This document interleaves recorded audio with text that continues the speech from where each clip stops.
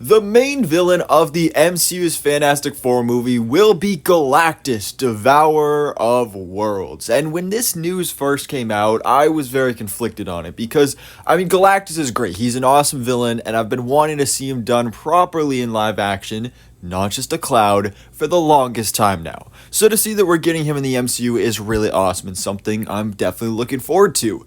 But what I was really kind of perplexed by is, why would you do Galactus as the main villain of this first Fantastic Four movie? Why wouldn't you start off with this introductory film with someone smaller, someone more like Annihilus or Red Ghost or someone like that, and not Galactus? Because I don't want Galactus to just be a one and done villain. Galactus has the potential to be a saga villain.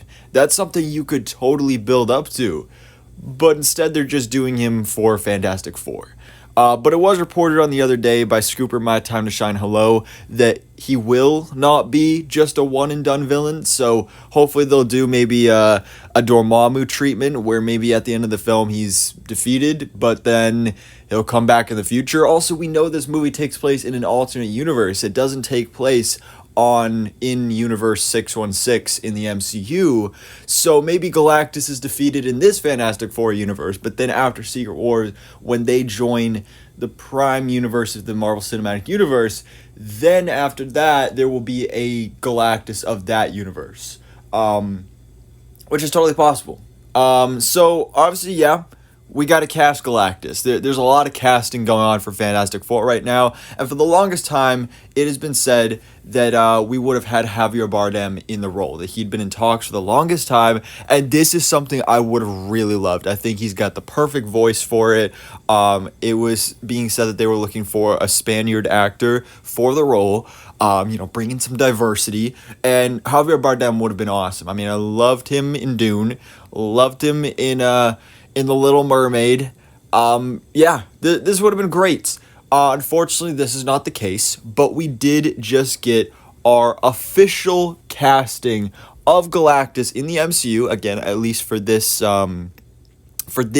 Fantastic Four movie, and that is, of course, going to be this gentleman right here, who I believe was in Game of Thrones, which I have not seen, but, that's probably where you're probably going to recognize him from.